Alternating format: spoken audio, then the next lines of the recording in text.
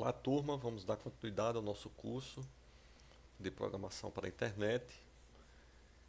Nesse capítulo, vamos ver como realizar acesso a dados usando o Entity Framework, que é um pacote de uma biblioteca que se instala no Visual Studio e que permite você conectar com o banco de dados e gravar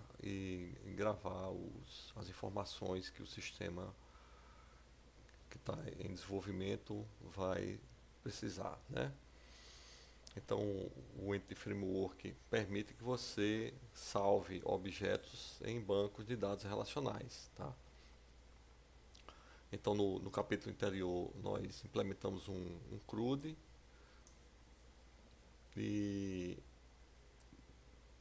não gravamos efetivamente esses dados, né, do CRUD no banco de dados. Então, nesse capítulo, nós vamos criar um objeto do domínio fabricante, tá? E esse sim nós vamos gravar no banco de dados. Aí vamos fazer isso usando o Entity Framework.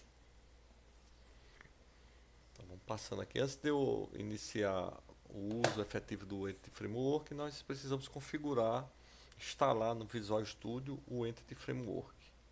Tá? Então vamos ver esse processo aqui de como instalar no nosso projeto, né, no Visual Studio no nosso projeto, o Entity Framework.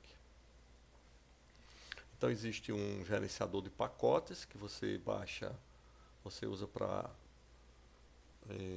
baixar pacotes no Visual Studio.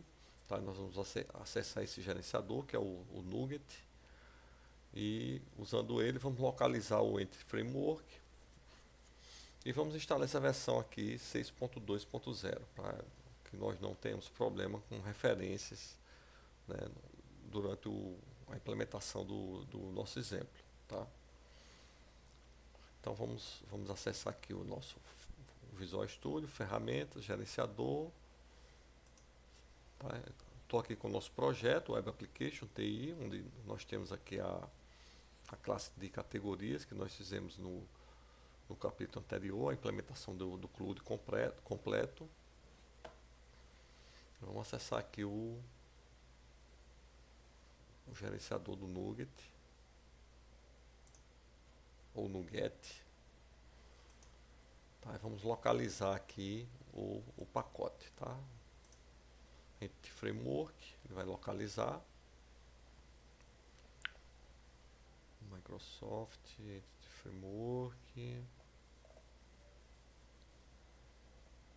Bom, aqui ele.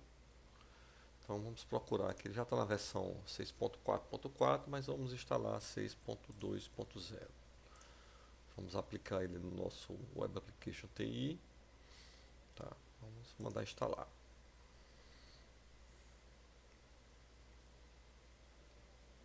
Confirmar aqui, ok. Aceitar a licença. Ele vai estar fazendo a instalação do pacote Framework no Entity Framework no nosso Visual Studio.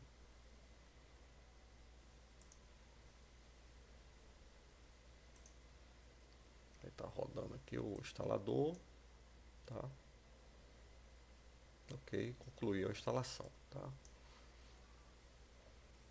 Então vamos ver aqui no material. Observe que após instalar, a pasta reference do projeto se encontra a referência do pacote framework. Então vamos observar aqui referências e tem aqui o Entity Framework dentre as referências que o nosso projeto está acessando. Tá? Então podemos fechar aqui o instalador. Tá? Vamos dar sequência. Agora estamos com uma vez que a gente está com o Entity Framework instalado, a gente vai iniciar aí a criação do domínio fabricante, tá? Fazendo a configuração da camada de modelo, da camada de controlador, né? De controlador, iniciando aqui pela camada de modelo.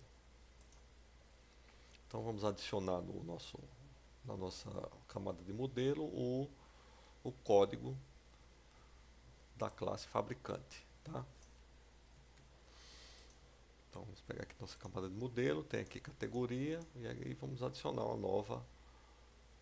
nova classe, novo item, código, classe, fabricante.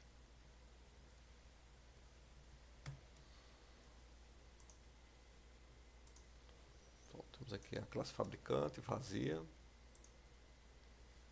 E vamos colocar, o fabricante é similar, de forma similar à classe que a gente já tinha antes de categorias, tem só o identificador e o nome do fabricante. Tá? São duas informações apenas, dois campos apenas na classe fabricante. Muito bem, então vamos agora criar a classe de contexto. Essa classe de contexto é a classe que vai fazer com que a nossa camada de modelo acesse o banco de dados. Tá? Então ela vai conter as configurações necessárias para acessar o servidor do banco de dados, para criar o banco de dados e para criar essas tabelas, né, essas informações que nós estamos declarando na classe modelo no banco de dados. Então vamos criar na aplicação uma pasta chamada context.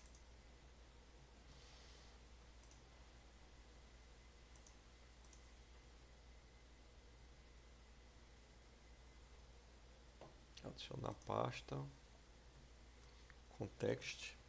Dentro da pasta context, vamos adicionar uma classe chamada fcontext.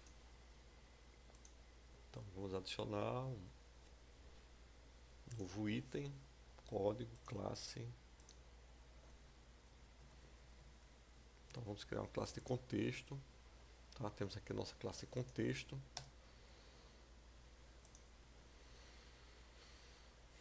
Essa classe deverá estender a classe dbContext. Então, para estender,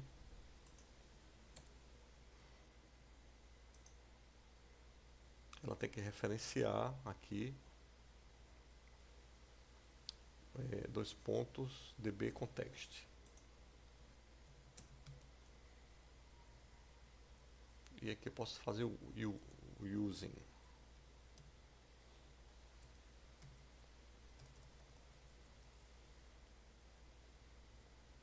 Uma vez que eu faço use, eu posso tirar aqui esse iníciozinho aqui, tá?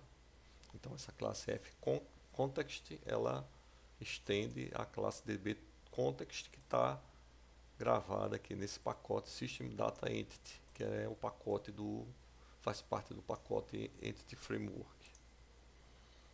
Muito bem, então nosso construtor da classe, tá? Ele vai chamar o construtor da classe base e passar um nome de um string que vai ser declarada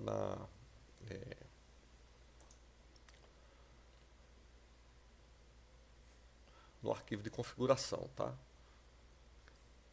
Essa string aqui vai ser declarada no arquivo de configuração e vai conter a localização do servidor do banco de dados, tá?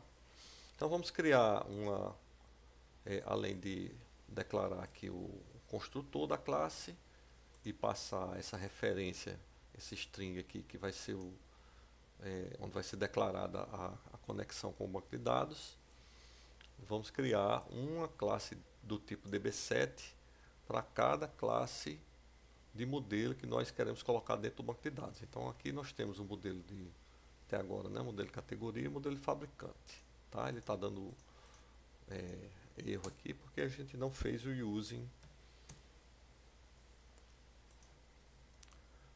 dessas classes aqui no pacote de modelo. Né? Então nossa classe fContext agora reconhece os nossos modelos e aí a declaração de categoria de fabricante do tipo DB7 está com a sintaxe correta, tá? Está válido agora. Muito bem, então minha classe de contexto agora referencia a entidade categoria e a entidade fabricante.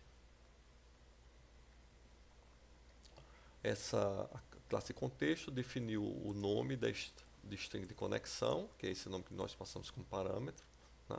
E essa string de conexão tem que ser declarada no arquivo web.config. Né?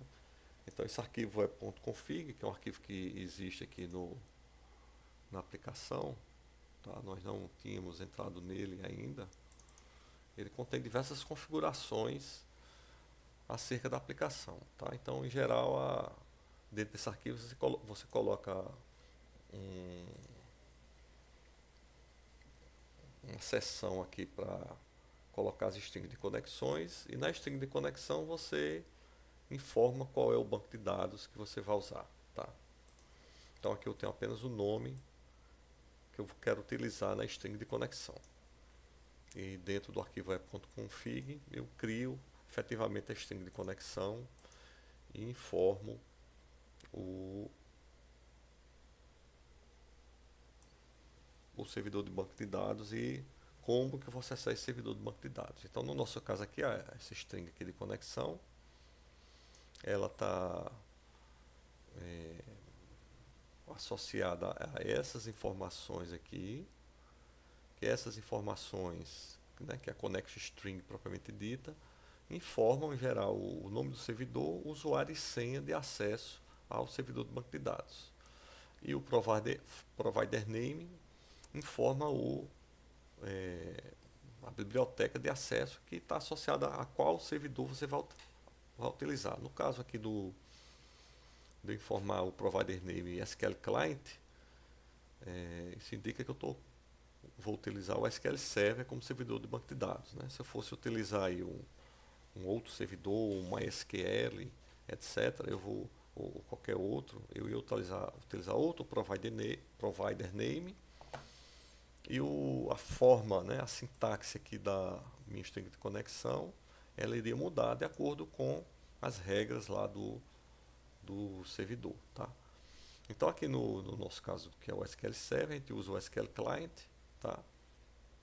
E na string de conexão nós informamos o nome do servidor usando o data source, tá? O ponto quer dizer a máquina local, tá? O servidor local do seu computador. Você pode usar também no lugar do ponto o localhost ou pode usar o próprio nome do servidor, tá? Esse parâmetro aqui, né, ele informa o nome do banco de dados. Então aqui o nome do nosso banco de dados vai ser o ASP.NET MVC5, tá? E aqui ele forma o usuário e senha, que no caso do SQL Server você pode simplesmente informar que você vai usar o que ele chama de autenticação integrada. Quando você informa aí autenticação integrada, ele usa o próprio usuário do Windows para conectar no servidor de banco de dados. Tá? Então, no caso do SQL Server, você tem essa facilidade, tá? E ele vai usar aí o seu usuário do Windows para conectar no servidor de banco de dados.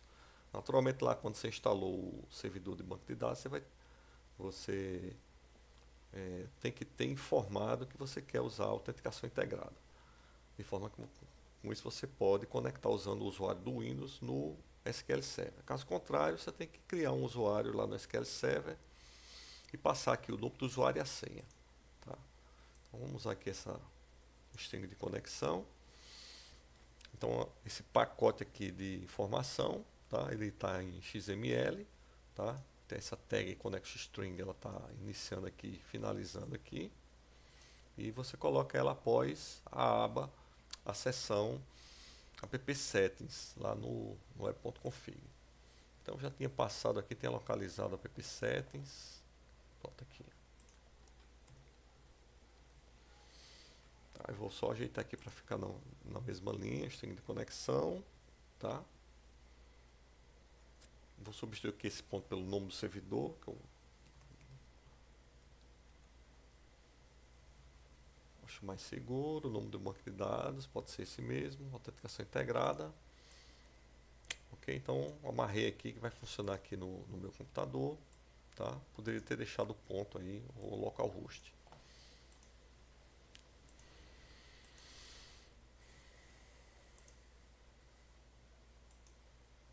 Então criei aqui minha string de conexão com esse nome, o nome que eu passei lá no meu contexto, tá? Esse nome aqui é o nome da string de conexão que eu declarei.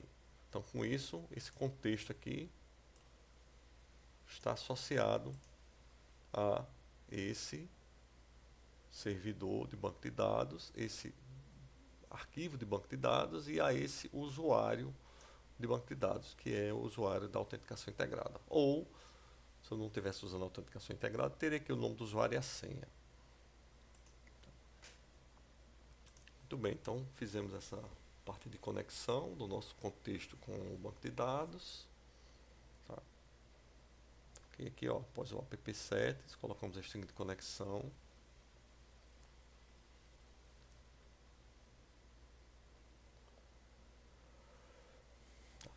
Aqui tem uma descrição aí das propriedades que nós já comentamos. A questão do nome do computador, ou IP também do computador, do servidor. Pode ser utilizado também ponto ou localhost para computador para identificar o computador local.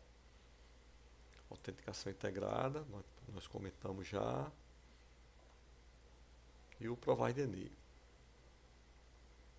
que é a biblioteca que usa para fazer. No caso do SQL Client, conecta com o SQL Server.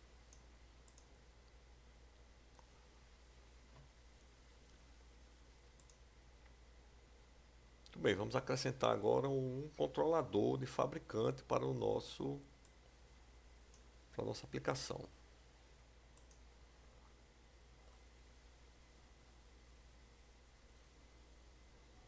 Nós criamos aqui um modelo fabricante e agora vamos criar o controlador. Adicionar controlador, vazio.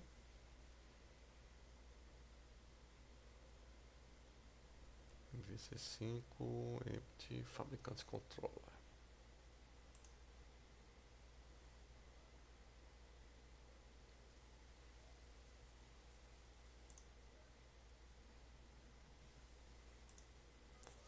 Adicionar um controlador aqui para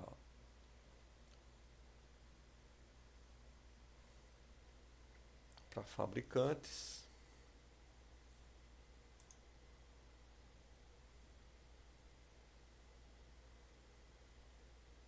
Foi criado o método index, tá? De forma similar ao que foi feito no capítulo anterior. Para obter a lista de fabricantes a ser passada para a visão, acesse o contexto e utilize a sintaxe link para obter o resultado dos fabricantes. O código a seguir apresenta como fazer essa operação. Então, se nós observarmos a categoria, nós passamos a lista de fabricantes para chamar a visão index. A lista de categorias. Aqui no fabricantes queremos fazer a mesma coisa. Né? Nesse categorias aqui nós estávamos trabalhando com a classe, tá? A lista de objetos da classe. Aqui nós vamos efetivamente acessar o servidor de banco de dados. Então, para acessar aqui o servidor, tá? Vamos declarar aqui o contexto, um objeto do contexto que nós criamos. Tá?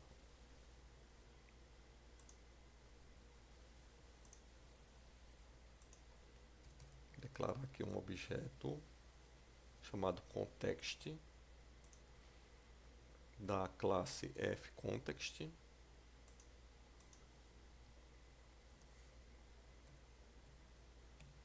Vamos fazer using.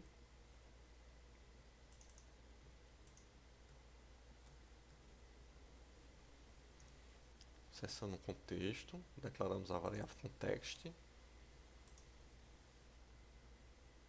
E aqui dentro vamos acessar os fabricantes, né?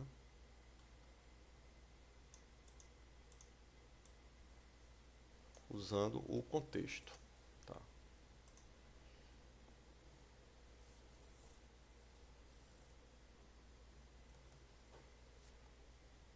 Então, acessamos o objeto contexto. Dentro do objeto contexto, acessamos o objeto fabricantes.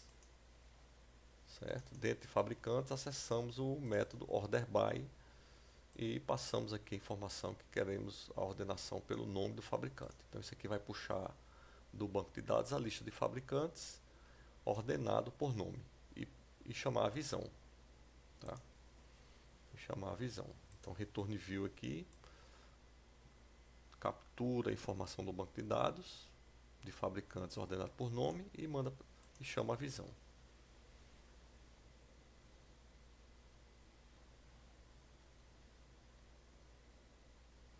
Vamos criar a visão de fabricante.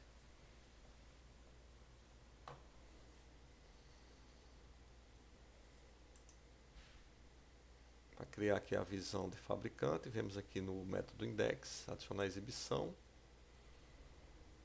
Vamos usar o modelo lista, que é o modelo que nós vimos utilizando para gerar o método index.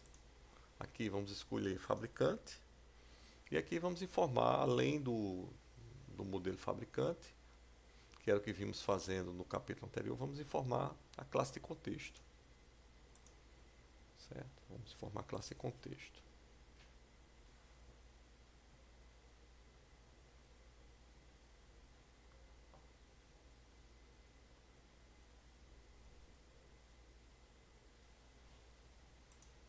Muito bem, então vou adicionar.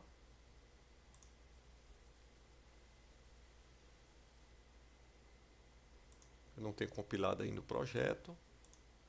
Vamos dar uma compilada aqui no projeto, para que ele reconheça as classes.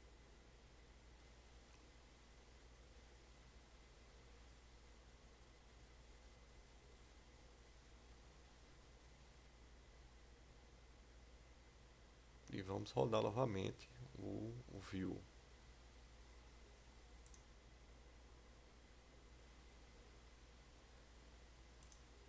Vamos rodar aqui novamente. Lista. Fabricante. Contexto. Adicionar. Ok, ele adicionou agora o view de fabricante e o método index. A visão index foi criada, né, naquele padrão que nós já vimos no capítulo 1. Vamos dar uma pausa agora na videoaula. Na próxima videoaula nós continuamos a montagem do nosso CRUD agora com acesso ao banco de dados.